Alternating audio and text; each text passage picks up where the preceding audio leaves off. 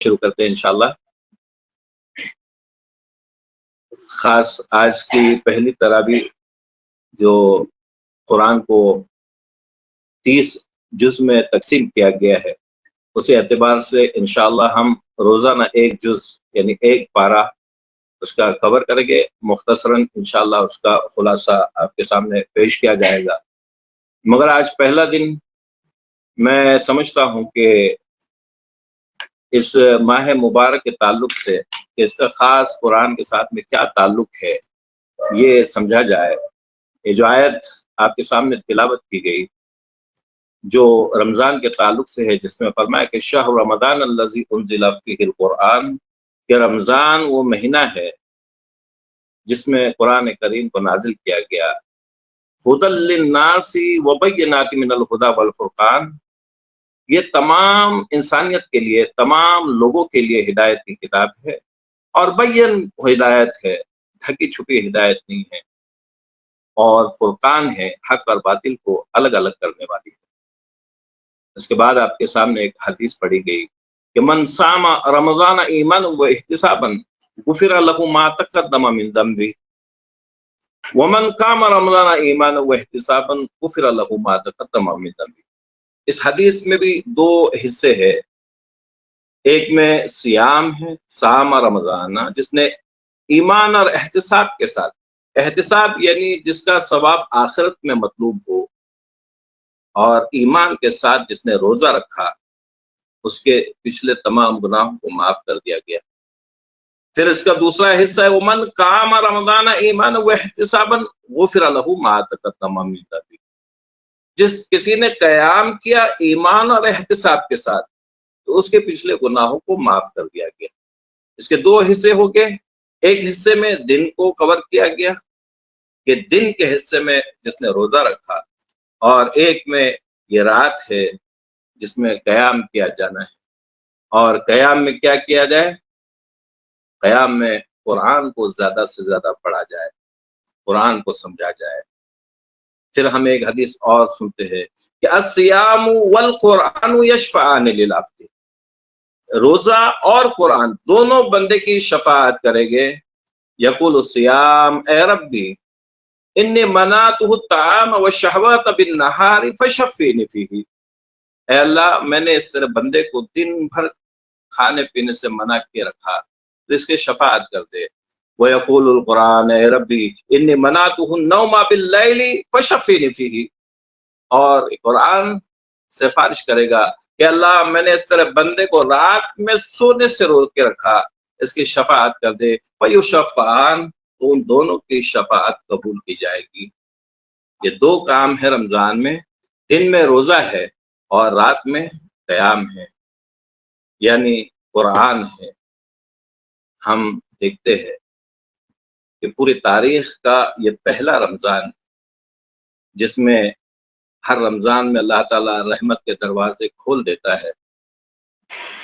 ہم جب مسجد میں داخل ہوتے ہیں تو دعا پڑھتے اللہم افتح لی ابواب رحمتک، اے اللہ میرے لیے رحمت کے دروازے کھول دے، لیکن ہم پہلی مرتبہ دیکھ رہے ہیں کہ مساجد کے دروازے بند کر دیے گئے۔ ہم مسجدوں میں جا کر اب قیام اللیل نہیں کر سکتے، مسجدوں میں جا کر اب قرآن نہیں سن سکتے، مگر ایک بات ہمارے لیے یہ خاص ہے کہ اس رمضان میں فرصت ہی فرصت ہے، اس رمضان میں مہلت ہی مہلت ہے۔ میں خصوصاً ہر رمضان میں رمضان سے پہلے اس حدیث کو بیان کرتا ہوں کہ نعمتان مغبون فیہما کثیر من الناس الصحۃ والفراغ، کہ دو نعمتیں ہیں جو بڑی دھوکے باز ہے، ایک صحت ہے اور ایک فرصت ہے۔ آدمی ہمیشہ سمجھتا ہے کہ جیسے میں تندرست ہوں، توانا ہوں، ہمیشہ ویسے ہی رہنے والا ہوں، جبکہ ایسی بات نہیں ہے۔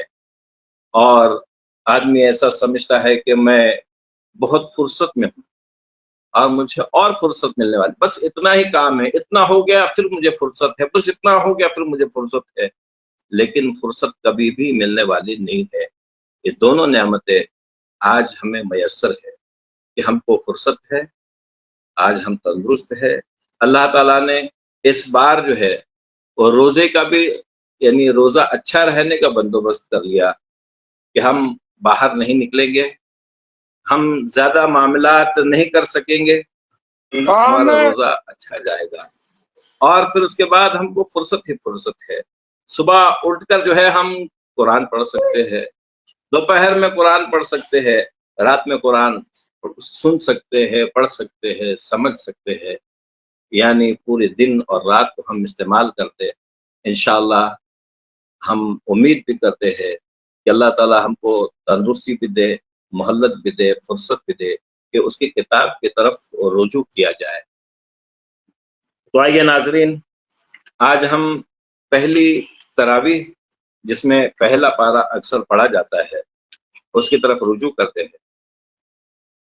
سورہ فاتحہ ہے، جو سورہ فاتحہ یعنی اوپننگ سورہ، جو قرآن کو کھولنے والی سورہ ہے. اتنی مبارک سورہ، ایسی سورہ ہے کہ اس سے پہلے کسی کو نہیں عطا کی گئی، نہ ہی کسی کتاب میں اس کو اتارا گیا اور نہ ہی کسی امت کو اس کو دیا گیا. اس کے کتنے اچھے اچھے نام ہیں. سورۃ الفاتحہ، ام الکتاب، سب من المثانی والقرآن الحکیم والقرآن العظیم. یہ عظیم قرآن ہے. ناظرین، ہم نماز پڑھتے ہیں، نیت کرتے ہیں اللہ اکبر کہہ کے کہ ہم بس یہ اللہ کے لیے نماز پڑھتے ہیں. مگر جیسے ہی ہم نماز میں داخل ہو جاتے ہیں ہم کہیں اور بھٹکنے لگتے ہیں، اللہ کی طرف ہمارا کوئی دھیان نہیں رہتا. اگر ہم اللہ کی طرف واقعی رجوع کر جائے، یہ سورۃ الفاتحہ ہے جس کے بارے میں اللہ تعالیٰ فرماتا ہے قسم تو صلاۃ بینی و بین عبدی نصفین، کہ اس صلاۃ کو یعنی سورۃ فاتحہ کو میں نے اپنے اور اپنے بندے کے درمیان میں آدھا آدھا بانٹ دیا، نصف نصف کر دیا ہے. وَإِذَا يَقُولُ الْعَبْدُ الْحَمْدُ لِلَّهِ رَبِّ الْعَالَمِينَ قال اللہ تعالی حمدنی عبدی. جب بندہ کہتا ہے الحمدللہ رب العالمین تو اللہ تعالیٰ فرماتا ہے میرے بندے نے میری حمد ثنا بیان کی. وَإِذَا يَقُولُ الْعَبْدُ الرحمن الرحیم قال اللہ تعالی مجدنی عبدی وقال اللہ تعالی اثنا علی عبدی. یہ 3 مرتبہ یہ آدھی سورۃ الفاتحہ یہ اللہ کے لیے ہے، جس پہ اللہ تعالیٰ جواب دیتا ہے کہ میرے بندے نے میری حمد بیان کی، تمجید بیان کی، میری ثنا بیان کی. چوتھی آیت ہے جو بندے اور اللہ کے درمیان آدھی آدھی بانٹنے والی ہے، جو بندے اور اللہ کے درمیان میں پیکٹ ہے، کانٹریکٹ ہے. بندہ کہتا ہے ایاک نعبد و ایاک نستعین، اے میرے اللہ، اے میرے رب، میں تیری ہی عبادت کرتا ہوں، تجھ ہی سے مدد چاہتا ہوں. پھر اللہ تعالیٰ فرماتا ہے کہ میرے بندے یہ میرے اور بندے کے درمیان میں ہے.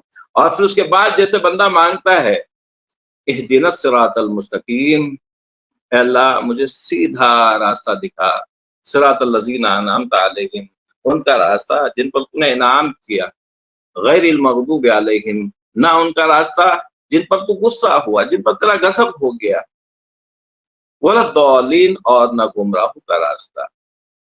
اگر ہم اس پر دھیان دیں، اللہ تعالیٰ پورے سورت میں ہم سے مخاطب ہے، ہماری باتوں کا جواب دیتا ہے. لیکن بات یہ ہوتی ہے کہ ہم پوری نماز پڑھ لیتے ہیں، ایک بار بھی اللہ تعالیٰ یاد نہیں آتا، باقی ساری چیزیں جتنی بھولی ہوئے سب یاد آ جاتی ہے. واقعی سورہ فاتحہ اور پھر اس کے بعد اس میں جو دعا ہے، اس دعا کا جواب اس سورہ میں، اس کے آگے والی سورہ میں دیا گیا جو سورہ بقرہ کہلاتی ہے، جس کی آغاز ہی میں اس قرآن کا تعارف ہے کہ ابھی ہم نے سیدھا راستہ مانگا ہے. اللہ تعالیٰ فوراً اس دعا کو قبولیت کا شرف بخشتا ہے اور فرماتا ہے الف لام میم ذالک الکتاب لا ریب فیہ ھدی للمتقین. الف لام میم یہ حروف مقطعات ہے. ایسے حروف بارہا کئی صورتوں میں آئے ہیں، اس کی معنی کوئی بیان نہیں کی جا سکتی. جیسے ہے ویسے اس کو پڑھا جائے. ہاں انشاءاللہ اس پہ آئندہ باتوں میں انشاءاللہ اس پہ روشنی ڈالی جائے گی. اب یہ بات ہے کہ جو صراط المستقیم ہم نے مانگا تھا، اللہ تعالیٰ نے ہم کو یہاں پر ذالک الکتاب کہہ کر کہ یہ وہ کتاب ہے، یہ وہ سیدھا راستہ ہے جو تم نے مانگا تھا، تم کو عطا کر دیا گیا. ذالک الکتاب لا ریب فیہ ھدی للمتقین، اس میں کوئی شک و شبے کی گنجائش نہیں ہے. یہ ہے سیدھا راستہ صراط الذین. تو ذالک الکتاب لا ریب فیہ ھدی للمتقین، لیکن یہاں پر یہ ہدایت متقین کے لیے ہے. ہم نے آغاز میں جو آیت جو رمضان کے تعلق سے سنی، اس کی ایک عام ہدایت ہے، تمام انسانوں کے لیے ہدایت ہے. یہ اور قسم کی ہدایت ہے، دنیاوی اعتبار سے ہدایت ہے، مگر اس کی اخروی ہدایت، اس کی دائمی ہدایت، اس کی وہ ہدایت جو بندے کو جنت میں داخل کرتے وہ صرف متقین کے لیے ہے. ناظرین اکرام، یہ روزے کا مقصد، روزہ ہم پر کیوں فرض کیا گیا ہے؟ کتب علیکم الصیام کما کتب علی الذین من قبلکم لعلکم تتقون، تاکہ تم میں تقوی پیدا ہو جائے. صبح سے شام تک روزہ رکھے، سارے واہیات باتوں سے، تمام کھانے پینے سے رک کر اپنے آپ میں تقوی پیدا کرے، اور پھر اس کے بعد اس قرآن کے ساتھ میں کھڑا ہوا جائے، اس قرآن کے ساتھ میں ربط پیدا کیا جائے، تو ان لوگوں کے لیے جن میں تقوی پیدا ہو گیا ہے، اب یہ کتاب ان کی اخروی نجات کے لیے، ان کی دائمی ہدایت کے لیے یہ ہدایت کی کتاب ہے، متقین کے لیے ہے. پھر ہم دیکھتے ہیں اس میں آغاز ہی میں اس کو 3 قسم کے لوگوں میں تقسیم کیا گیا. اب اس کی ہدایت کے ذریعے سے ھدی للمتقین، جو متقین ہیں ان کے لیے ہدایت کی کتاب ہے، یعنی جو ماننے والے ہیں. اس کو ماننے والے کون لوگ ہیں؟ متقین کون لوگ ہیں؟ الذین یؤمنون بالغیب، وہ جو غیب پر ایمان لاتے ہیں، ویقیمون الصلاۃ، اور نماز قائم کرتے ہیں، ومما رزقناہم ینفقون، اور جو کچھ اللہ تعالیٰ نے ان کو دے رکھا ہے اس میں سے خرچ کرتے ہیں. والذین یؤمنون بما انزل الیک وما انزل من قبلک وبالآخرۃ ھم یوقنون، اور آپ پر جو نازل کیا گیا ہے اور آپ سے پہلے انبیاء علیہ السلام پر جو نازل کیا گیا تھا، وہ سب کو ماننے والے لوگ ہیں، اور یہ آخرت پر یقین رکھنے والے لوگ ہیں. اگر ہم کو آخرت پر یقین ہے تو یہ ہمارے لیے ہدایت کی کتاب ہے، ہم متقین میں شمار ہوتے ہیں. پہلا قسم لوگوں کا جو اس کو ماننے والے لوگ تھے، ماننے والوں کی خصوصیات بیان کی گئی. اب ان کو نہیں ماننے والے لوگ، اس کتاب کو نہیں ماننے والے، ان الذین کفروا سواء علیہم اانذرتہم ام لم تنذرہم لا یؤمنون، یہ ماننے جو کفر کرتے ہیں ان کے لیے برابر ہے، ان کو ڈراؤ چاہے نہیں ڈراؤ، یہ ایمان لانے والے نہیں. ختم اللہ علی قلوبہم وعلی سمعہم وعلی ابصارہم غشاوہ ولہم عذاب علیم. تو ان کے کانوں پر گرانی ہے، ان کی آنکھوں پر گرانی ہے، ان کے دلوں پر گرانی ہے، پردہ پڑا ہوا ہے، یہ ماننے والے نہیں. یہ دوسرے قسم کے لوگ ہیں جو بالکل ہی نہیں مانتے. لیکن پھر ایک تیسری قسم ہے، وَمِنَ النَّاسِ مَن يَقُولُ آمَنَّا بِاللَّهِ وَبِالْيَوْمِ الْآخِرِ وَمَا هُمْ بِمُؤْمِنِينَ. لوگوں میں سے کچھ لوگ تو ایسے ہیں کہ جو کہتے ہیں کہ ہم ایمان لائے، ہم نے مان لیا ہے اس کو، اس کتاب کو بھی، اللہ کو، یوم آخرت کو، لیکن یہ مومن لوگ نہیں ہیں. یہ لوگ جو ہے اس کو ماننے والے نہیں ہیں. یہ کون ہیں؟ یہ بہن کبھی مان لیا، جو اچھا لگا مان لیا، جو اچھا نہیں لگا یہ میں نہیں مانتا ہوں. ان کو کہتے ہیں منافقین، اور یہ منافقین مسلمانوں میں سے ہوتے ہیں. یعنی جو کہتے ہیں کہ ہم ایمان لائے، یہ ہو سکتا ہے یہ پیدائشی ایمان والے کو، مگر یہ مان کر بھی نہیں ماننے والے ہیں. اگر ایسی حالت ہماری ہے تو ان المنافقین فی الدرک الاسفل من النار، یہ جہنم کے سب سے نچلے طبقے میں رہے گے یہ منافقین. اب یہ منافق جو ہے 2 قسم کے ہیں. ایک تو منافق کے اعتقاد کے طور پر اس کے دل میں نیت ہی یہ ہے، وہ مسلمان اس لیے اپنے آپ کو بتاتا ہے کہ یہاں پر بھی آ کے اس کی کچھ بات بنے، پھر اس کے بعد وہ کافروں کے پاس جب جاتا ہے تو ان کے جیسا ہو جاتا ہے۔ یہ منافق کے اعتقادی ہے، اور ایک منافق کے عملی ہے، یعنی اس کی نیت تو ویسی نہیں ہے مگر اس کے اعمال ویسے ہے۔ ایک حدیث میں منافقین کی نشانیاں بیان کی گئی، ہم بارہا سنتے ہیں، یہ ساری باتیں ہم سنتے رہتے ہیں، مگر اس کو تصور میں ہم دوسروں کو لاتے ہیں، ہم اپنے آپ کو ایسی باتوں کے تصور میں نہیں لاتے کہ یہ باتیں مجھ میں ہے کہ نہیں ہے۔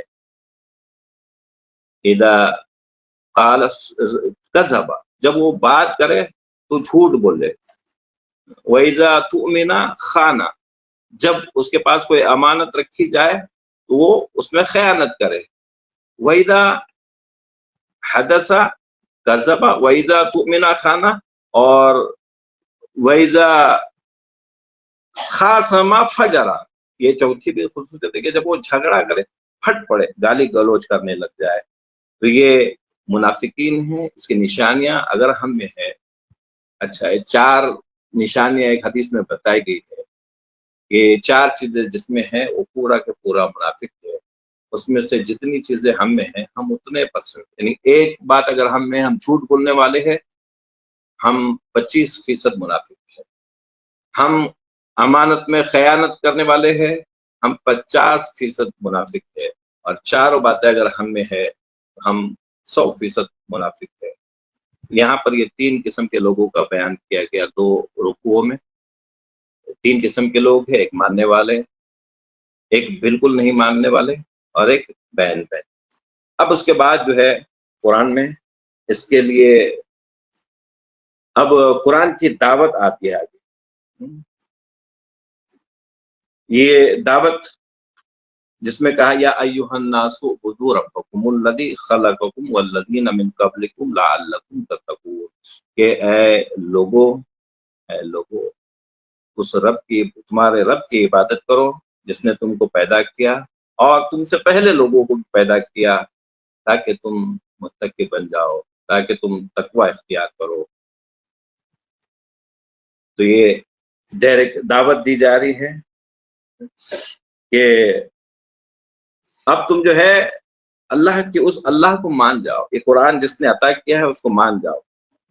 پھر اس کے بعد فرمایا فَلَا تَجْعَلُوا لِلَّهِ أَنْدَادًا وَأَنْتُمْ تَعْلَمُونَ، اور دیکھو اللہ کے ساتھ میں کسی کو شریک نہیں بناؤ، اس کا پارٹنر کسی کو نہیں بناؤ، اور تم جانتے ہو۔ پھر اس کے بعد اس قرآن کے تعلق سے ایک بہترین آیت جو قیامت تک کے لیے یہ معجزہ ہے، اس کتاب کا معجزہ اس چیز کو کہتے ہیں کہ جس کے سامنے سب عاجز ہو جائے، اپنے آپ کو سرنڈر کر دے کہ ہم ایسا نہیں کر سکتے۔ اکثر انبیاء علیہ السلام کو معجزات عطا کیے گئے، اللہ کے رسول صلی اللہ علیہ وسلم کو بھی بہت سارے معجزات عطا کیے گئے، لیکن یہ معجزہ ایسا ہے کہ جو تا قیامت کے لیے معجزہ ہے۔ اس میں ایک چیلنج کیا گیا سارے انسانوں کو، وَإِن كُنتُمْ فِي رَيْبٍ مِّمَّا نَزَّلْنَا عَلَىٰ عَبْدِنَا، اگر تم شک میں ہو کہ جو ہم نے نازل کیا ہے اپنے بندے پر، فَأْتُوا بِسُورَةٍ مِّن مِّثْلِهِ، تو اس کے مثل کوئی ایک ہی سورہ لے آؤ، وَادْعُوا شُهَدَاءَكُم مِّن دُونِ اللَّهِ إِن كُنتُمْ صَادِقِينَ، اور یہ چیلنج کھلا چیلنج ہے تم سارے انسانوں کو، سارے جنوں کو، تم اللہ کو چھوڑ کر جس کو چاہو اپنے ساتھ ملا لو، ایسی ایک ہی سورہ لے آؤ۔ پہلے مرتبہ میں پورے قرآن کا چیلنج کیا گیا، 10 سورتوں کا چیلنج کیا گیا، اب اس میں ایک ہی سورہ لے آؤ اگر تم سچے ہو، اور چیلنج کو دوہرا کیا گیا اگر تم نہیں لا سکو، وَلَن تَفْعَلُوا فَاتَّقُوا النَّارَ، اور تم ہرگز ایسا نہیں کر سکتے تو اس آگ سے ڈر جاؤ جس کا ایندھن بنے گا آدمی اور پتھر۔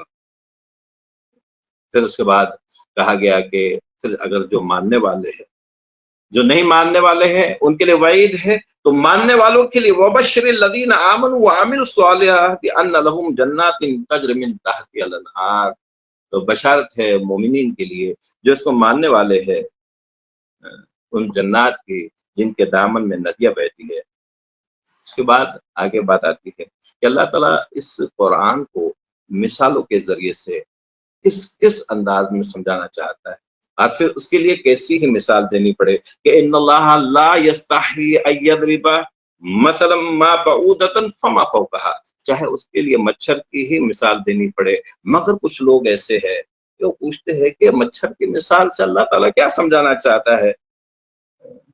تو یہ اللہ تعالیٰ اس سے اور بھی کمتر کوئی چیز کی مثال دے دے تو اللہ تعالیٰ ان مثالوں کے ذریعے سے بہت سو کو ہدایت دیتا ہے اور بہت سو کو گمراہ کرتا ہے۔ پھر اس کے بعد فرمایا کیف تکفرون باللہ وکنتم امواتا فاحیاکم، کیا انداز ہے دیکھیں قرآن کا۔ قرآن بڑا استدلال کے ساتھ میں یہ اتنی باتیں تمہارے سامنے ہیں۔ پہلے بات تو اللہ تعالیٰ نے پیدا ہی اسلام پر کیا ہے، لوگوں کو حق پر پیدا کیا ہے، ان کے اندر حق موجود ہے، وہ اللہ کو چھٹلا ہی نہیں سکتے۔ لیکن یہ انداز دیکھیے کیف تکفرون باللہ وکنتم امواتا، تم اس اللہ کا کیسے انکار کر سکتے ہو کہ تم تو مردہ تھے، فاحیاکم، پھر اس نے تم کو زندگی عطا کیا، ثم یمیتکم ثم یحییکم ثم الیہ ترجعون، پھر اس کے بعد تم کو موت دے گا، پھر تم کو اٹھایا جائے گا، پھر اسی کی طرف تم کو چلنا ہے۔ تم اپنے موت و حیات پہ تو نظر ڈالو۔ پھر اس کے بعد هو الذی خلق لکم ما فی الارض جميعا ثم استوى الى السماء فسواهن سبع السماوات وهو بكل شیء علیم۔ دیکھیے بہت سارے عقائد ہے کہ دنیا ایسی ہی بن گئی، دنیا کیا ہے کسی کو سمجھ میں نہیں آتی، یا اکثر لوگوں کا ایسا ذہن چلتا ہے کہ بس یہ ایک فٹ بال کی طرح سے ایک فٹ بال کو لات مار دی گئی، اب وہ فٹ بال چل رہا ہے، چل جب رک جائے گا رک جائے گا، تو واحیات خیال ہے۔ یہاں پر اللہ تعالیٰ فرماتا ہے کہ هو الذی خلق لکم ما فی الارض جميعا، زمین میں جو کچھ ہے ہم نے تمہارے لیے پیدا کیا۔ ہم اتنا ہی غور کر لیں کہ انسان کو اس زمین سے الگ کر دے۔ ابھی ہم دیکھتے ہیں ان پرندوں کو، ان جانوروں کو کہ وہ بغیر انسان کے پریشان ہو گئے ہیں، ان کو سمجھ میں نہیں آتا کہ کل تک یہ انسان یہاں پر گھومتے تھے، آج سب اندر بند ہو گئے، پر ہم لوگ آزاد ہے۔ وہ کتے راستوں پر دیکھیے، گائے اور بھینس اور بیل دیکھیے پورے راستوں پر نظر آ رہے ہیں، دیکھتے ہیں کہ وہ انسان کہاں چلا گیا ہے۔ حالانکہ بس پھر بھی تھوڑا نظر تو آتا ہی ہے، لیکن زیادہ نظر نہیں آ رہا، پریشان ہو گیا ہے۔ انسان کے بغیر ساری دنیا کوئی معنی نہیں رکھتی، ساری چیزیں انسان کے لیے پیدا کی گئی ہے۔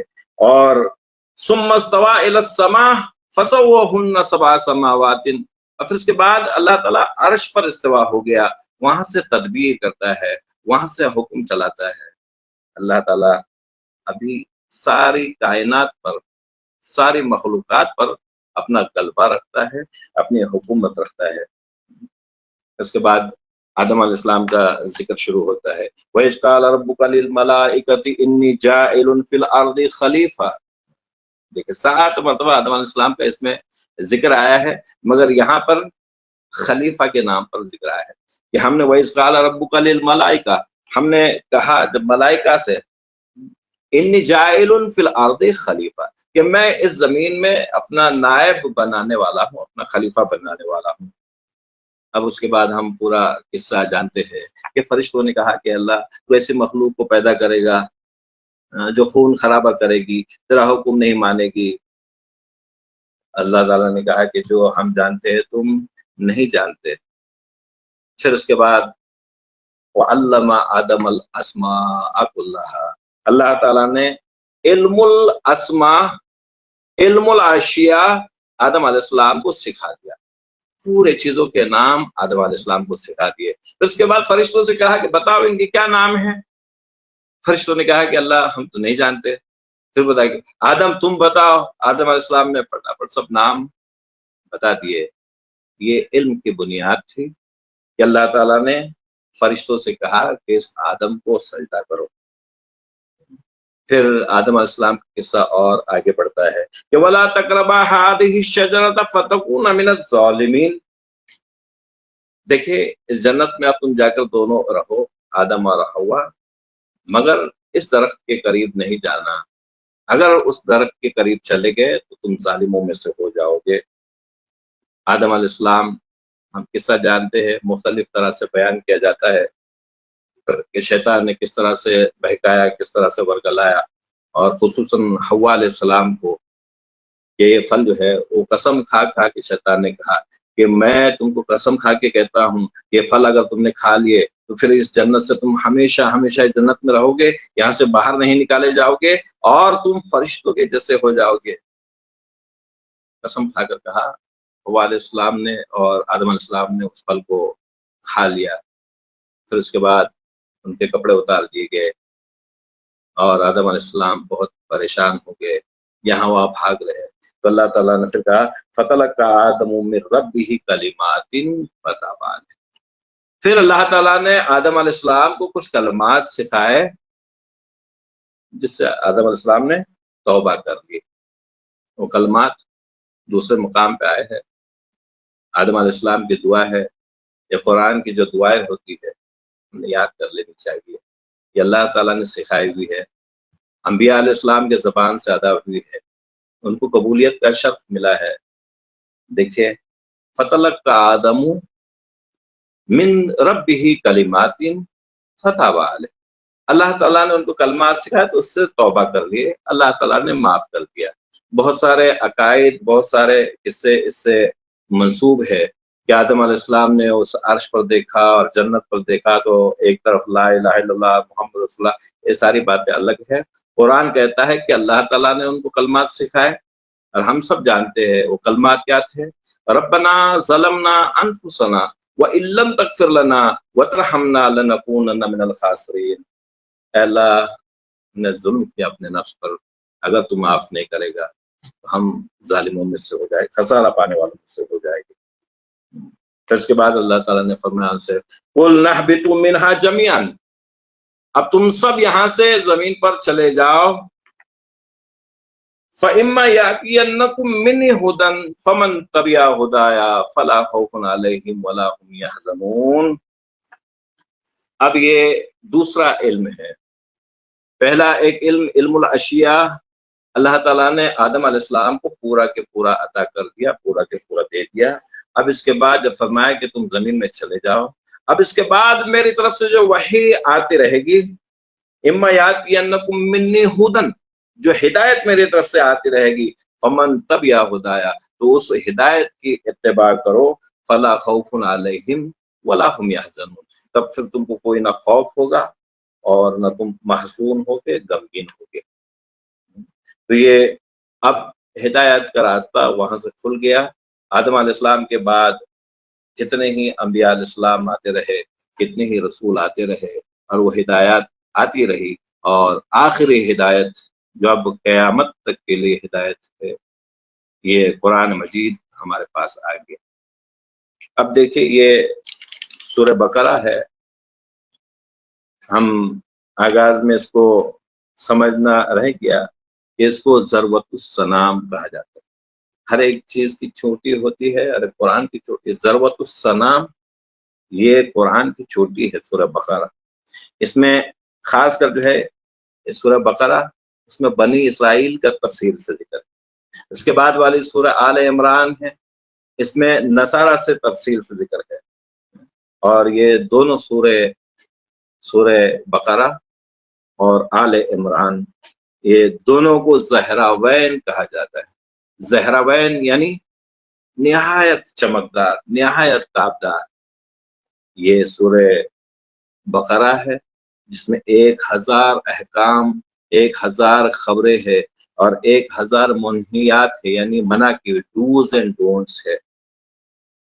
اب یہاں پر جو سابقہ امتیں ہے، بنی اسرائیل سے خاص طور سے اس سے خطاب ہے، یا بنی اسرائیل اذکروا نعمتی التی انعمت علیکم واوفوا بعہدی او اوفی بعہدکم وایای فارہبون۔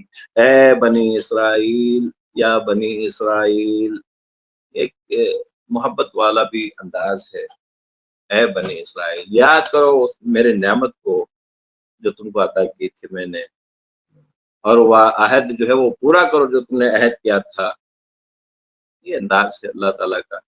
بار بار اس کو کہا کہ اے بنی اسرائیل، اے بنی اسرائیل، دیکھو میں نے کتنی نعمتیں عطا کی. اور ہم جانتے ہیں کہ بنی اسرائیل بہت محبوب امت تھی، بہت لاڈلی امت تھی، اور اس لاڑ پیار میں وہ خراب ہو گئی. اب بنی اسرائیل کے اس بہت ہی اولو العزم من الرسل موسیٰ علیہ السلام کا ذکر آتا ہے. وَإِذْ قَالَ مُوسَىٰ لِقَوْمِهِ إِنَّ اللَّهَ يَأْمُرُكُمْ أَن تَذْبَحُوا بَقَرَةً. یہ سورہ بقرہ اسی لفظ سے منسلک ہے، ملا ہوا ہے. بقرہ یعنی گائے. جب ہم نے کہا ہے موسیٰ اپنی قوم سے کہو، وَإِذْ قَالَ مُوسَىٰ، جب موسیٰ نے کہا اے قوم لِقَوْمِهِ إِنَّ اللَّهَ يَأْمُرُكُمْ، کہ اللہ تعالیٰ تم کو حکم دیتا ہے ان تذبحوا بقرہ، کہ تم بقرہ یعنی گائے کو ذبح کرو. قالوا اتتخذون ہزوا قال اعوذ باللہ ان اکون من الجاہلین. تو قوم نے کہا کہ اے موسیٰ تم ہم سے مذاق کرتے ہو. تو موسیٰ علیہ السلام نے کہا کہ میرے اللہ کی پناہ میں کیسے تم سے مذاق کروں، اور میں کیا جاہلوں میں سے ہو جاؤں. ہم سب جانتے ہیں کہ موسیٰ علیہ السلام کی قوم بہت زیادہ سوالات کرنے والی قوم ہے. یہ بقرہ یعنی گائے ذبح کرنے کے لیے اس لیے کہا تھا کہ یہودیوں میں ایک شخص کا خون ہو گیا، مرڈر ہو گیا، اور اس کا کوئی پتہ نہیں چلتا تھا کہ کس نے کیا ہے. تو اللہ تعالیٰ نے کہا کہ ایک گائے ذبح کرو، اور پھر اس گائے کا ایک گوشت کا ٹکڑا جو ہے اس لاش کو لگا دو، اس کو مارو. جب ایسا کیا گیا تو پھر اس لاش نے خود اس کا نام لے لیا کہ کس نے اس کو قتل کیا ہے. اب اس کے بعد وہ واپس سے مر گیا، یعنی تھوڑے وقت کے لیے وہ زندہ ہو گیا تھا. یہ اللہ تعالیٰ زندہ کرتا ہے، اللہ تعالیٰ مارتا ہے، اس بات کی بھی یہاں پر دلیل پیش کی گئی ہے. تو یہ اس وقت جو ہے ضرب لگاتے ہی اس گوشت کو اس کو لگایا گیا تو مقتول جو ہے وہ زندہ ہو گیا. یہ حدیث میں الفاظ آتے ہیں. اور آگے کی آیت بھی آتی ہے کہ فَقُلْنَا اضْرِبُوا بِبَعْضِهَا، ہم نے کہا کہ اس کے بعد یعنی ایک ٹکڑے سے، گوشت کے ٹکڑے سے اس کو مارو. كَذَلِكَ يُحْيِي اللَّهُ الْمَوْتَىٰ، اور اسی طرح سے ہم مردے کو جو ہے وہ زندہ کریں گے. وَيُرِيكُمْ آيَاتِهِ لَعَلَّكُمْ تَعْقِلُونَ، اور اسی طرح سے ہم تم کو آیات، اپنی نشانیاں بتاتے ہیں تاکہ تم عقل سے کام لو. تو یہ وہ بات تھی. اب یہاں پر ایک چھوٹی سی بات میں بتا دوں کہ یہ امت، ابھی امت مسلمہ اور یہ امت سابقہ خاص بنی اسرائیل، اس کے تعلق سے اللہ کے رسول صلی اللہ علیہ وسلم نے فرمایا لَيَأْتِيَنَّ عَلَىٰ أُمَّتِي كَمَا أَتَىٰ عَلَىٰ بَنِي إِسْرَائِيلَ حَزْوَ النَّعْلِ مِنَ النَّعْلِ، کہ میری امت پر بھی وہ تمام حالات وارد ہو کر رہے گے جو بنی اسرائیل پر ہوئے، جیسے ایک جوتی کا تسمہ دوسری جوتی سے ملتا ہے. دو جوتے ایک ساتھ اس طرح سے لگا دو تو ایک ہی جیسے معلوم ہوں گے، علیحدہ نہیں ہوں گے. اسی طرح سے یہ سارے حالات آنے والے. موسیٰ علیہ السلام کی قوم کی طرف ہم کو رجوع کرنا پڑے گا، دیکھنا پڑے گا کہ ان کے کیا کیا اس طرح کے کارنامے تھے، کیا کام تھے جس کی وجہ سے ان کو ڈانٹ پڑی، جس کی وجہ سے ان پر اللہ تعالیٰ غصہ ہوا. اگر ہم نے بھی وہ کام کیے تو ہمارا بھی ویسا ہی حال ہونے والا ہے. یہ موسیٰ علیہ السلام کی قوم بہت ہٹ دھرم، بہت سوالات کرنے والی. وہ گائے کیسی ہو، ہل جوتی ہوئی ہو، کمزور ہو، موٹی ہو، جتنے وہ سوالات کرتے گئے اللہ تعالیٰ نے ان کی مشکلات اتنی بڑھا دیے. لیکن ایک خاص بات، خوشخبری یہ بھی ہے کہ جب انہوں نے کہا کہ انشاءاللہ ہم ایسی گائے پا لیں گے، جبکہ اللہ تعالیٰ نے ان پر ایسی آفت ڈال دی تھی کہ گائے کا رنگ کیسا ہو، تو اللہ تعالیٰ نے فرمایا کہ وہ پیلا کلر ہو، پیلا رنگ ہو، اور دیکھنے والوں کو بھی اچھا لگے. ایسی گائے ہم نے تو نہیں دیکھی، لیکن ان کو گائے مل گئی اور اللہ تعالیٰ نے ان کی بات پوری کر لیا جب انہوں نے انشاءاللہ کہا. یہ انشاءاللہ ہم نے آج مذاق بنا لیا ہے کہ کسی بات کو اگر ٹالنا ہو تو انشاءاللہ کہہ دو. حالانکہ اس لیے کہا جاتا ہے کہ میں جاننے کی پوری کوشش کروں، یا تو پھر اگر کوئی کہتا ہے کہ انشاءاللہ میں ایسا کروں گا تو لوگ اس کو بولے نہیں نہیں انشاءاللہ نہیں، بس تم پکا بولو آنے والے، یعنی انشاءاللہ بولو، جبکہ ہم یہ بھی جانتے ہیں کہ اللہ کے رسول صلی اللہ علیہ وسلم انشاءاللہ بولنا بھول گئے تو اللہ تعالیٰ نے ان کو کئی دن تک وحی سے محروم رکھا۔ یاجوج اور ماجوج جب بس ابھی ان کا بھی وقت آ چلا ہے، وہ جس دن کہے گے کہ انشاءاللہ کل ہم اس دیوار کو چاٹ لیں گے اور وہ دیوار پھاند کر باہر آ جائیں گے، تو اس طرح سے یہ قوم جو موسیٰ علیہ السلام کی قوم کی طرح بنتی جا رہی ہے کہ جو ان کے سوالات تھے ویسے ہمارے سوالات، اللہ تعالیٰ ایسی باتوں سے محفوظ رکھے۔ تو آگے فرمایا وَقَالُوا لَن تَمَسَّنَا النَّارُ إِلَّا أَيَّامًا مَّعْدُودَاتٍ، یہ موسیٰ علیہ السلام کی قوم کا خاص کمال تھا، وہ لاڈلی قوم ہے، ہم کو آگ چھو ہی نہیں سکتی، اگرچہ ایسا کچھ ہو بھی گیا تو ایام معدودات، بس گنتی کے چند دن ہو گئے، پھر اس کے بعد ہم کو پھر چھٹکارا ہے۔ قُلْ أَتَتَّخِذُ عِندَ اللَّهِ عَهْدًا، اللہ تعالیٰ فرماتا ہے ان سے کہو، ان سے پوچھو کہ تم نے کیا یہ اللہ سے عہد لیا ہے؟ فَلَن يُخْلِفَ اللَّهُ عَهْدَهُ أَمْ تَقُولُونَ عَلَى اللَّهِ مَا لَا تَعْلَمُونَ، تو اللہ تعالیٰ پر ایسی باتیں مت کرو۔ دیکھیے ہم بھی ایسے کہتے ہیں کہ ہم خوار ہے، بدکار ہے، ڈوبی ہوئی ذلت میں ہے، کچھ بھی ہے لیکن تیرے محبوب کی امت میں ہے، بس تیرے محبوب کی امت میں، اور بلکہ اس سے بھی اور بڑھ بڑھ کے دعوے ہیں۔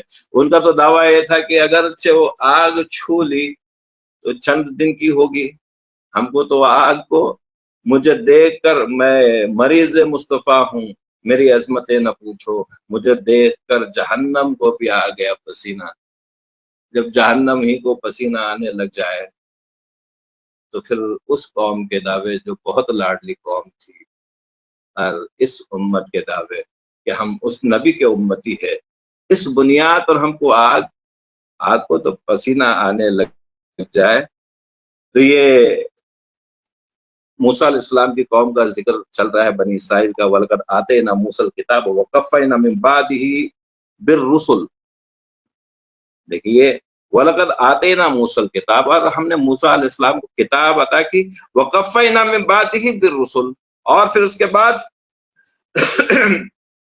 جو رسول اس کے بعد بھیجے ہم نے، وَآتَيْنَا عِيسَى ابْنَ مَرْيَمَ الْبَيِّنَاتِ وَأَيَّدْنَاهُ بِالرُّوحِ الْقُدُسِ فَكُلَّمَا جَاءَكُمْ رَسُولٌ مِّمَّا لَا تَهْوَىٰ أَنفُسُكُمُ اسْتَكْبَرْتُمْ فَفَرِيقًا كَذَّبْتُمْ وَفَرِيقًا تَقْتُلُونَ، یہ موسیٰ علیہ السلام کو اللہ تعالیٰ نے، دیکھیں یہاں پہ رسول بالرسل، موسیٰ علیہ السلام رسول تھے، یہ دو قسم ہے، رسول اور ایک نبی۔ یہاں پر دیکھیں یہ اگر یہ الفاظ رسول اور نبی دونوں ایک ہی لفظ ہے، معنی ایک ہی ہے، مگر تھوڑا فرق ہوتا ہے۔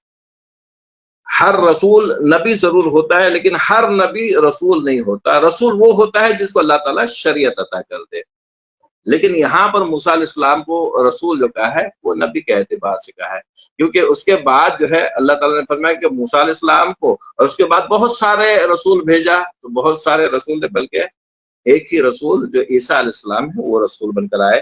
تو یہاں پر موسیٰ علیہ السلام جو ہے یہ نبی بنا کر یہاں پر بھیجے گئے ہیں، ان کا ذکر ہے کہ اللہ تعالیٰ نے جس طرح سے پھر موسیٰ علیہ السلام کو بھیجا، ایسے بہت سارے رسول بھیجے، وَأَيَّدْنَاهُ بِرُوحِ الْقُدُسِ، اور پھر اس کے بعد عیسیٰ علیہ السلام کو بھیجا اور ان کو مضبوط کیا، یہ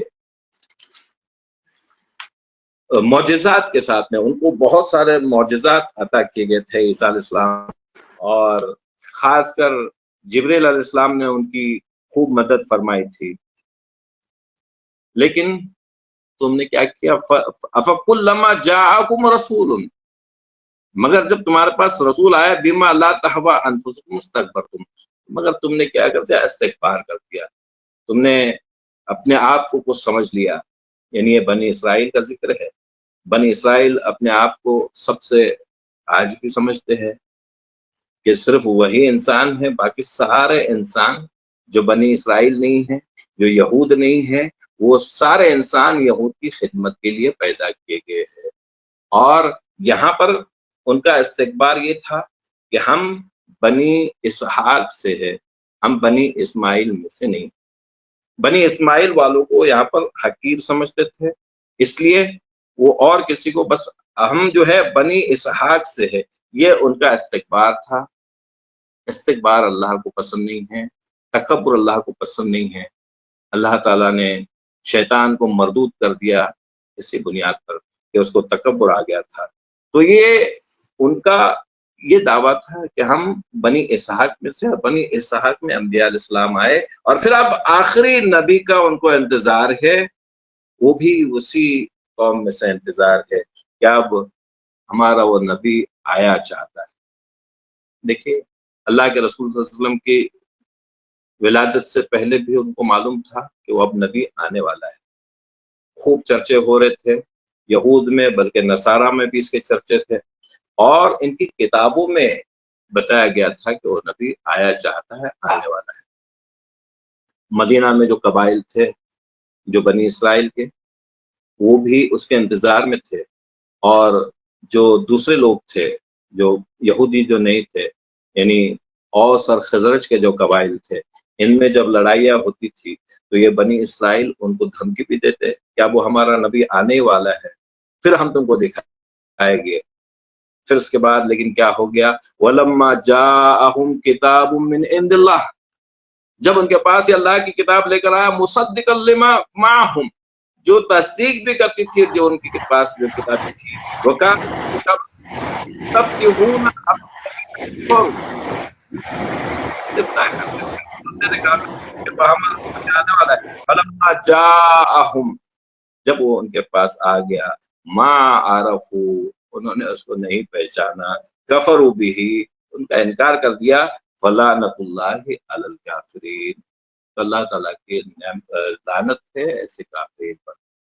یعنی جبکہ وہ پیدائش سے پہلے اللہ تعالیٰ پھر آگے اور صورتوں میں فرماتا ہے کہ وہ اس رسول کو ایسے پہچانتے تھے جیسے اپنے بچوں کو، اپنے بیٹوں کو پہچانتے ہیں، لیکن اب ان کو پہچاننے سے انکار کر دیا، بولے نہیں یہ بنی اسحاق سے نہیں ہے بلکہ بنی اسماعیل میں سے۔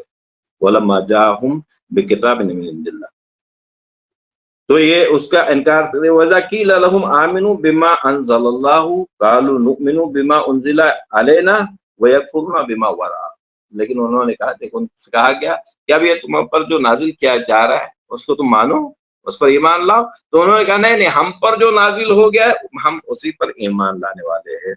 وَهُوَ الْحَقُّ مُصَدِّقًا لِمَا مَعَهُمْ، جبکہ تصدیق کرنے والی، ان کی کتاب کو بھی ماننے والی کہ وہ بھی حق تھی، اس میں تحریف کر دی گئی مگر ہے اللہ کی کتاب، اللہ کی طرف وہ اللہ کی طرف سے ہے۔ وَالْحَقُّ مُصَدِّقًا لِمَا مَعَهُمْ قُلْ فَلِمَا تَقْتُلُونَ أَنْبِيَاءَ اللَّهِ مِنْ قَبْلِ إِن كُنتُم مُؤْمِنِينَ، انہوں نے کہا، پھر ان سے کہا گیا کہ ان سے کہو پھر جو تمہاری طرف جو انبیاء علیہ السلام آئے تھے ان کو تم نے کیوں قتل کر دیا، یہ تمہاری عادت میں سے ہے۔ انہوں نے کتنے ہی انبیاء علیہ السلام کو قتل کر دیا۔ ہاں، یہ ان کا انشاءاللہ عذاب استئصال، کہ کسی قوم میں اللہ تعالیٰ جب نبی بھیجتا، رسول بھیجتا، اور وہ قوم مجموعی طور پر اس کا انکار کر دیتی، اس کو کوئی سزا دیتی، اس نبی کو اس کو قتل کر دیتی، تو اس قوم پر استئصال، عذاب استئصال یعنی جڑ سے اکھاڑنے والا عذاب، وہ اس قوم کا باقی ہے، اور انشاءاللہ ان قریب قیامت سے پہلے ضرور ان پر آنے والا ہے عذاب استئصال۔ پھر اس کے بعد فرمایا وَلَتَجِدَنَّهُمْ أَحْرَصَ النَّاسِ عَلَىٰ حَيَاتٍ، پھر ان لوگوں کو تم دیکھو گے کہ زندگی کے بہت حرص کرتے ہیں، زندگی ان کو پیاری ہے۔ وَمِنَ الَّذِينَ أَشْرَكُوا، یہ یہود اور وہ لوگ جو مشرکین ہیں، جو شرک کرنے والے ہیں، يَوُدُّ أَحَدُهُمْ لَوْ يُعَمَّرُ أَلْفَ سَنَةٍ، ان کو 1000 سال کی عمر چاہیے، ہزار سال کی عمر چاہیے، تب بھی ان کو اس سے اور زیادہ مانگے۔ وَمَا هُوَ بِمُزَحْزِحِهِ مِنَ الْعَذَابِ أَن يُعَمَّرَ وَاللَّهُ بِمَا يَعْمَلُونَ، تو یہ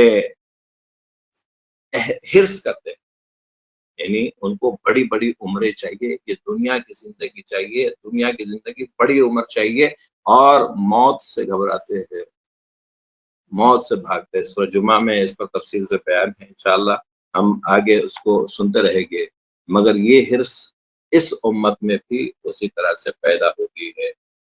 اللہ کے رسول صلی اللہ علیہ وسلم نے فرمایا کہ تم پر وہ وقت آئے گا کہ ساری قومیں تم پر ٹوٹ پڑے گی، ساری قومیں، جس طرح سے ایک مہمان آتا ہے اس کو دسترخوان پہ کھانا چھونا جاتا ہے اور پھر اس کے بعد سب اس کو کھانے لگتے ہیں، ایسی ساری قومیں تم کو چن چن کر مارے گی، کھائے گی۔ صحابہ کو بڑا تعجب ہو گیا کہ ہم اس وقت بہت کم ہو گئے۔ اللہ کے رسول صلی اللہ علیہ وسلم نے فرمایا نہیں، تم تو کثیر تعداد میں ہوگے، پھر کیا بات ہوگی؟ اللہ کے رسول صلی اللہ علیہ وسلم نے فرمایا کہ تم میں ایک وہن پیدا ہو۔ لوگوں نے پوچھا اے اللہ کے رسول وہن کیا چیز ہے؟ تو اللہ کے رسول صلی اللہ علیہ وسلم نے فرمایا حب دنیا و کراہیت الموت، دنیا سے محبت، دنیا چاہیے، عمر زیادہ چاہیے، عمر دراز کی نماز پڑھی جائے، اور موت سے خوف، موت سے ڈر۔ حالانکہ موت بس وقفہ ہے کہ اللہ سے ملاقات ہو جائے، جی 1000 سال کی بھی عمر دی جائے تو یہ کم پڑ جائے ان کو۔ پھر آگے اس کے بارے میں کہ بنی اسرائیل سے ذکر ہے کل من کانا عدو لجبریل، کہہ دو کہ جو کوئی جبرائیل سے دشمنی رکھتا ہے، یہ یہود جبرائیل علیہ السلام سے دشمنی کرتے تھے، یہ جبرائیل علیہ السلام نے وہ جو خاص عذاب کی بھی آیات لے کر آئے اور اللہ کے رسول صلی اللہ علیہ وسلم کے پاس وحی لے کر گئے، یعنی بنو اسحاق میں نہیں آیا ہے، اور میکائیل علیہ السلام سے دوستی رکھتے تھے، لیکن کل من کان عدو لجبریل فانه نزل له على قلبك باذن الله مصدقا لما بين يديه وهو وهدى وبشرى للمؤمنین۔ تو آپ کہہ دیجئے کہ جو کوئی دشمنی رکھتا ہے جبریل علیہ السلام سے تو یہ اللہ ہی نے تمہارے دل پر ان کو نازل کیا ہے، اللہ کے اذن سے ہے، یہ تمہاری کتابوں کی تصدیق کرتا ہے، تمہارے ہاتھوں میں جو کتاب ہے، اور ہدایت اور بشارت ہے مومنین کے لیے۔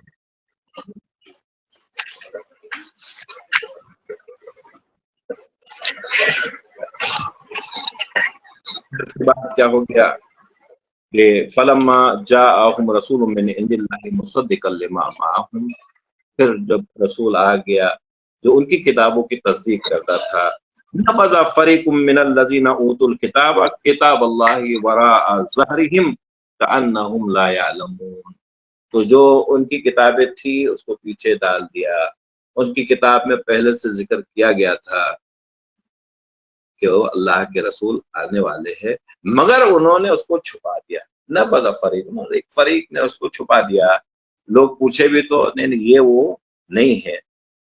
تو اللہ کے رسول صلی اللہ علیہ وسلم کی آمد ان کو پہلے سے خبر تھی، لیکن انہوں نے اس کو چھپا دیا، اور وَلَمَّا جَاءَهُمْ رَسُولٌ مِّنْ عِندِ اللَّهِ مُصَدِّقًا لِمَّا مَعَهُمْ، تو وہ اپنی جو کتابوں میں ذکر تھا اس کتاب کو بھی تحریف کر دیا، بدل دیا۔ اب اس کے بعد جو ہے آگے ذکر آ رہا ہے کہ وَاتَّبَعُوا مَا تَتْلُو الشَّيَاطِينُ عَلَىٰ مُلْكِ سُلَيْمَانَ، سلیمان علیہ السلام کا ذکر آتا ہے کہ خاص کر شیطان جو ہے شیطان کے نرگے میں آگے بنی اسرائیل خاص طور سے، اور یہاں پر اللہ تعالیٰ نے ان کی آزمائش بھی کی کہ سلیمان علیہ السلام کے وقت میں ہم سلیمان علیہ السلام کو انشاءاللہ اگلی صورتوں میں تفصیل سے دیکھیں گے کہ اللہ تعالیٰ نے ان کو ملوکیت اور بادشاہت عطا کی تھی۔ اس زمانے میں انہوں نے کہا کہ یہ جادو جو ہے، جادو خاص جادو کی بات ہے کہ وما کفر سلیمان ولکن الشیاطین کفروا، تو لوگ کہتے تھے کہ سلیمان علیہ السلام جو ہے یہ نعوذ باللہ من ذالک کے جادوگر ہے، یہ جادو سکھاتے ہیں، ان پر یہ الزام لگایا گیا، مگر اللہ تعالیٰ نے کہا کہ سلیمان علیہ السلام نے جادو نہیں سکھایا، انہوں نے کفر نہیں کیا، مگر وہ جو شیطان تھے انہوں نے ان کو جادو سکھایا، اور خاص طور سے یہ جادو اس لیے سکھایا جاتا تھا کہ میاں بیوی میں تفریق پیدا کی جائے، ان میں جھگڑے لگائے جائے۔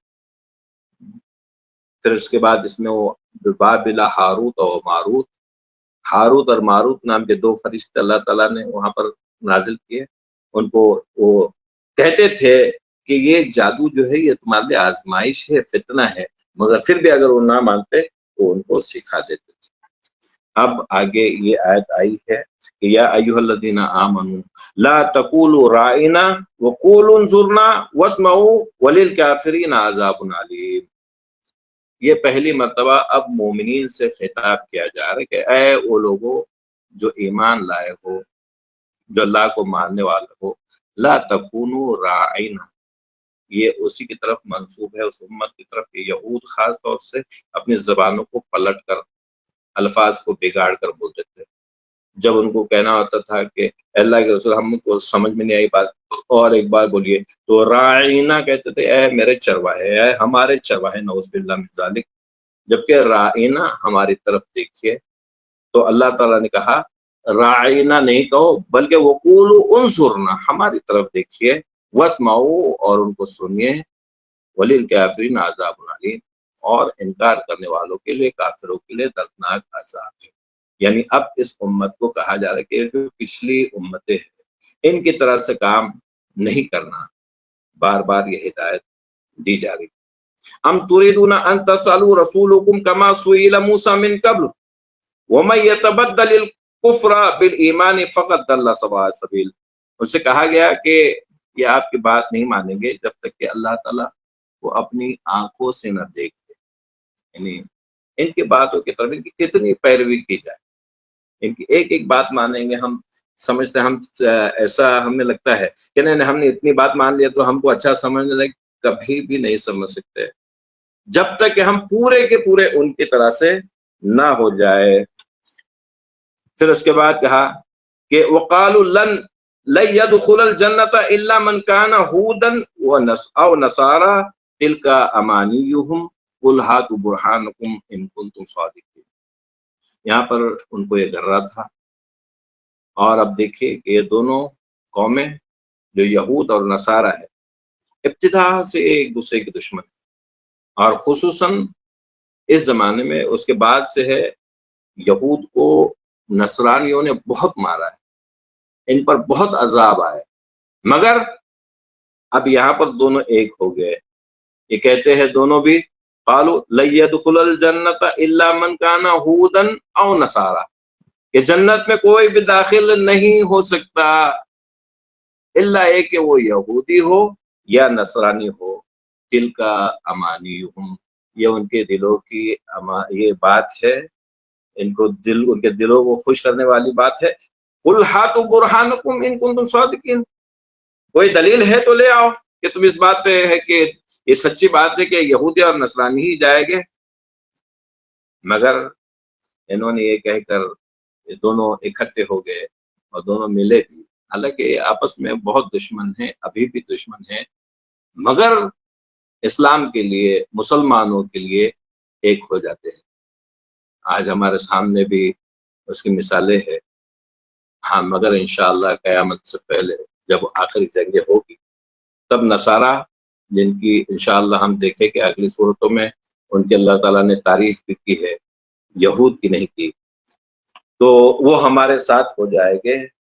اب یہاں پر آگے ذکر آتے ومن اسلم ممن منع مساجد اللہ ان یذکر فی حسبہ وسعى فی خرابها اولئک ما کان لهم ان يدخلوها الا خائفین لهم فی الدنیا خزي ولهم فی الآخرۃ عذاب۔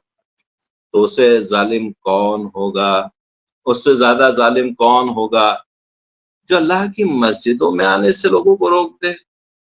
یہ مشرکین وہاں پر مسجدوں میں روکتے تھے، اس کے بعد یہ سب مل کر بھی اللہ کی مساجد میں آنے سے روک دیے۔ اب یہاں پر دیکھیے یہ جو ہے، جو ہمارا قبلہ ہے، جو تحویل قبلہ کا واقعہ ہے، اس کی یہاں پر تمہید باندھی جا رہی ہے۔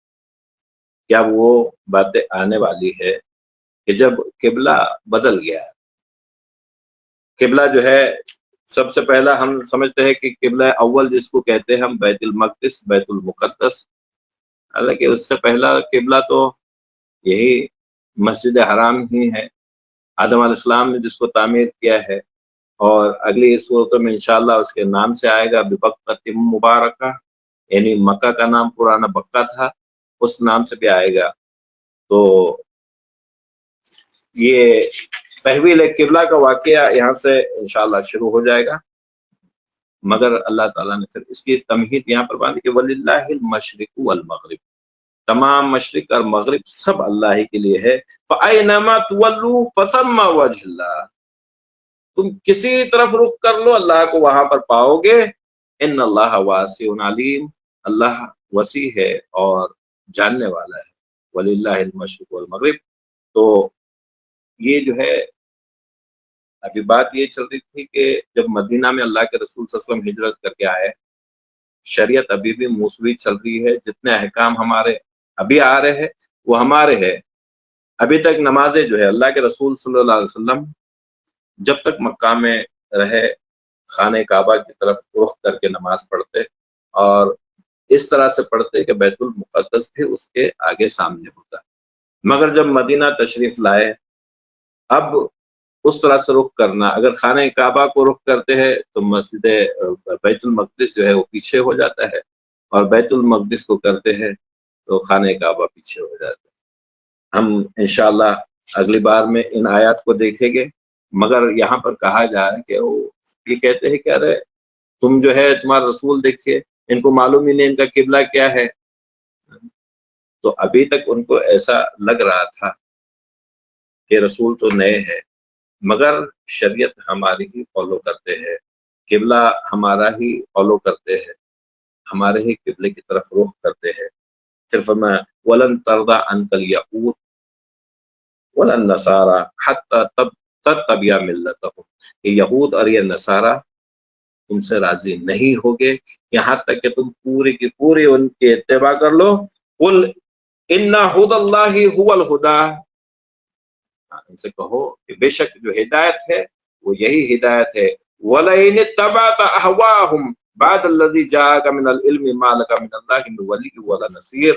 اب یہ ہدایت آنے کے بعد بھی اگر تم نے ان کی اتباع کی تو تمہارا کوئی ولی، تمہارا کوئی مددگار نہیں ہوگا. پھر اس کے بعد آگے ان آیات میں ان کی تعریف کی گئی جو خاص کر کے نصارہ ہے کہ الذین آتیناہم الکتاب یتلونہ، بلکہ اس میں یہود بھی ہے. الذین آتیناہم الکتاب یتلونہ حق تلاوتہ، وہ لوگ جن کو ہم نے کتاب عطا کی تھی وہ اس کی اس طرح سے تلاوت کرتے ہیں جیسا کہ اس کا حق ہے. اولئک یؤمنون بہ، یہی لوگ ہیں جو ایمان لانے والے ہیں اس پر. وَمَن یکفر بہ فَأُولَئِکَ هُمُ الْخَاسِرُونَ، اور جو کوئی اس سے انکار کرتے وہی تو خسارے میں ہے. یہ یتلونہ حق کا تلاوت ہی، حق کا تلاوت ہی، تلاوت کا جیسے حق ہے. تلاوت کے معنی ہی ہم کو معلوم. ہم قرآن کو پڑھتے ہیں، مجرد پڑھتے ہیں، ایسے ہی پڑھتے ہیں، ہر ہم بولتے ہیں کہ ہم اس کی تلاوت کرتے ہیں. اللہ تعالیٰ جو تلاوت کرنے والے ان کی تعریف بیان کرتا ہے. ہم کو تلاوت کی معنی سمجھنی ہوگی. تلا یتلو کہتے ہیں فالو کرنا، پیچھے پیچھے آنا، پیچھے چلنا. والشمس وضحاها والقمر اذا تلاها، اور چاند جب وہ اس کے پیچھے آتا ہے، اس کے پیچھے لگتا ہے، پیچھے لگ جانا، ایک آیت کو پڑھنا اس کے ساتھ لگ جانا. ہم انشاءاللہ درمیان میں ان قرآن مجید کے حقوق کے ہم پر کیا حق ہے اس کے، اس کو کس طرح سے پڑھنا چاہیے، اس کو کس طرح سے سمجھنا چاہیے، یہ بھی سنتے چلے گئے. یہ اس آیت میں ان لوگوں کی تعریف کی جیسا کہ اس کا حق ہے اس طرح سے اس کو پڑھا جائے. جی. تو پھر اس کے بعد آگے ابراہیم علیہ السلام کا ذکر آتا ہے. وَإِذِ ابْتَلَىٰ إِبْرَاهِيمَ رَبُّهُ بِكَلِمَاتٍ فَأَتَمَّهُنَّ، ابراہیم علیہ السلام کو اللہ تعالیٰ نے کچھ چیزوں میں آزمایا، انہوں نے اس کو کر دیا. قَالَ إِنِّي جَاعِلُكَ لِلنَّاسِ إِمَامًا، تو اللہ تعالیٰ نے فرمایا کہ ہم تم کو امام بنانے والے ہیں لوگوں کا. قَالَ وَمِن ذُرِّيَّتِي، تو ابراہیم علیہ السلام نے کہا کہ اللہ اور میری ذریت کا، میرے بچوں کا کیا ہوگا. قال لا ينال احد الظالمین، تو اللہ تعالیٰ نے فرمایا کہ ظالموں سے میرا کوئی وعدہ نہیں ہے. اب یہ ظالم کون ہے ہم کو دیکھنا ہوگا کہ ہم تو ظالم نہیں ہیں، ہم سے ایسا وعدہ نہیں، ہم سے امامت چھین لی گئی ہے. یہ قوم جو دنیا کی امامت کے لیے آئی تھی مقتدی ہو گئی. اب ہم چھوٹی چھوٹی قوموں سے جن کو ذلیل سمجھا جاتا تھا ان سے ہدایت چاہتے ہیں، لیکن ابراہیم علیہ السلام کی یہ دعائیں یہاں پر ذکر ہے کہ ربنا وجعلنا مسلمین لک ومن ذریتنا امۃ مسلمۃ لک، اے اللہ مجھے بھی مسلمان بنا کر رکھ، میرے اولاد کو بھی مسلمان بنا دے، وارنا مناسکنا وتب علینا انک انت التواب الرحیم، اور ہم کو مناسک، یہ حج کے مناسک یہ سب سکھا دے، اور ہماری توبہ کو قبول فرما، بے شک تو توبہ کو قبول کرنے والا ہے۔ تو یہاں پر ابراہیم علیہ السلام نے کہا کہ میں بھی مسلمان ہوں اور میری یہ ذریت بھی مسلمان، ہم بھی مسلمان ہیں، اپنا نام مسلمان رکھے۔ ابراہیم علیہ السلام نے بھی ہمارا نام مسلمان رکھا، اللہ تعالیٰ نے بھی مسلمان رکھا، اس کتاب میں بھی، اس سے پہلے بھی کتاب، ہم اپنے آپ کو مسلمان کہیں، اس سے زیادہ اور کسی طرف منسوب نہ کریں، اتنا ہمارے لیے کافی ہے کہ ہم مسلمان ہیں، اللہ تعالیٰ کو بھی پسند ہے، اور کسی گروہ بندی میں ہم نہ جائیں۔ اب اس کے بعد ابراہیم علیہ السلام کی ایک دعا، یعنی انہی دعاؤں کا سلسلہ ہے، فرماتا ہے ربنا وابعث فیہم رسولا منہم یتلو علیہم آیاتک ویعلمہم الکتاب والحکمہ ویزکیہم انک انت العزیز الحکیم، اے ہمارے رب، وابعث فیہم رسولا، ان لوگوں میں تیرا ایک رسول بھیج، انہی میں سے ایک رسول بھیج، اور جو کیا کرے، یتلو علیہم آیاتک، تیری آیات کی ان پر تلاوت کرے، وَيُعَلِّمُهُمُ الْكِتَابَ وَالْحِکْمَةَ، اور ان کو حکمت کی تعلیم دے، اس کتاب کی تعلیم دے، وَيُزَكِّهِمْ، ان کو پاک کرے، اِنَّكَ أَنْتَ الْعَزِيزُ الْحَكِيمُ، بے شک تو ہی عزیز ہے، زبردست ہے، حکمت والا ہے۔ یہ ابراہیم علیہ السلام کی دعا 4,500 سال تقریباً اس کے بعد قبول ہوئی۔ دعائیں ضرور قبول ہوتی ہے، کچھ دعائیں مانگ کے ساتھ فوراً قبول ہوتی ہے، کچھ دعاؤں کے لیے تھوڑا عرصہ ٹال دیا جاتا ہے، کچھ وقت کے بعد ہوتی ہے، اور کچھ کو اٹھا کر آخرت کے لیے رکھا جاتا ہے۔ کس دعاؤں کو تو اتنا عرصہ بھی لگے کہ ابراہیم علیہ السلام کی دعا قبول ہونے کو 4,500 سال لگے، کہ ان میں وہ پھر رسول بھیجا گیا کہ جو کتاب کی تلاوت کرتا تھا، آیات کی تلاوت، اور لوگوں کو پاک کرتا تھا، اس پر کتاب کی اور حکمت کی تعلیم ان کو دیتا تھا۔ پھر اس کے بعد آگے یہ آیت آئی، یہ سب جتنے انبیاء علیہ السلام کو بھیجا گیا تھا، تلک امۃ قد خلت لہا ما کسبت ولکم ما کسبتم ولا تسألون عما کانوا یعملون۔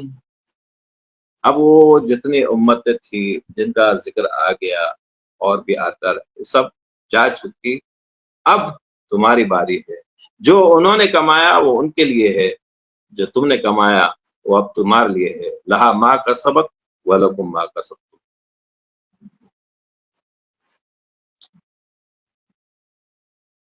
تو یہ جو ہے آخر کے آیات ہے، یہ سورہ، یہ 2 مرتبہ یہ آیات آئی کہ تلک امۃ قد خلت لہا ما کسبت، وہ تمام امتیں اب جا چکی،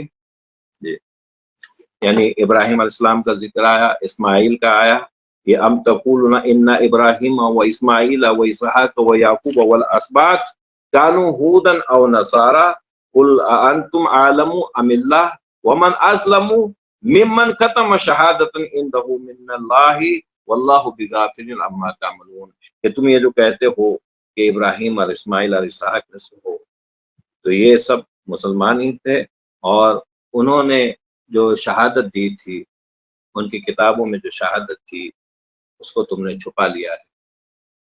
اب تم نے وہ بات کہ ایک رسول آنے والا ہے، اس کی گواہی انہوں نے دی تھی، اس گواہی کو تم نے چھپا لیا ہے، اور ام تقولون ان ابراہیم، تو وما اللہ بغافل عما تعملون، اور بے شک اللہ تعالیٰ اس بات سے غافل نہیں ہے۔ تو یہ اس کے بعد فرمایا تلک امۃ قد خلت، یہ امت جو تھی یہ گزر چکی، لہا ما کسبت، ان کے لیے وہ سب کچھ تھا جو انہوں نے کمایا، ولکم ما کسبتم، اور تمہارے لیے وہ ہے جو تم کماؤ، وَلَا تُسْأَلُونَ عَمَّا كَانُوا يَعْمَلُونَ، اور تم سے ان قوموں کے بارے میں سوال نہیں کیا جائے گا۔ اب اس کے بعد جو ہے یہ جو تحویل قبلہ کا واقعہ ہے، یہ یہاں پر ایک پارہ مکمل ہو گیا، 143 آیت ہو 144 آیات ہو گئے۔ اب انشاءاللہ کل سے ہم دوسرا پارہ جو خاص تحویل قبلہ کا واقعہ ہے، اور یہ بہت بڑا واقعہ ہے، انشاءاللہ ہم کوشش کریں گے کہ اس کو سمجھ کر ہم سب سمجھنے کی کوشش کریں گے۔ اللہ تعالیٰ سے دعا ہے کہ اللہ تعالیٰ ہم کو اس مبارک مہینے میں قرآن سے جوڑ دے، قرآن کی زیادہ سے زیادہ تلاوت کرنے کی، اس کو سمجھنے کی اور اس پر عمل پیرا ہونے کی توفیق عطا کرے۔ وآخر دعوانا الحمدللہ رب العالمین۔ انشاءاللہ سامعین اور ناظرین، کل سے مختصر وقت لیا جائے گا، آج اگر زیادہ وقت ہو گیا ہوگا تو معافی چاہتا ہوں۔ انشاءاللہ مختصر وقت میں مختصر اس کی تشریح کی جائے گی۔ السلام علیکم ورحمۃ اللہ وبرکاتہ۔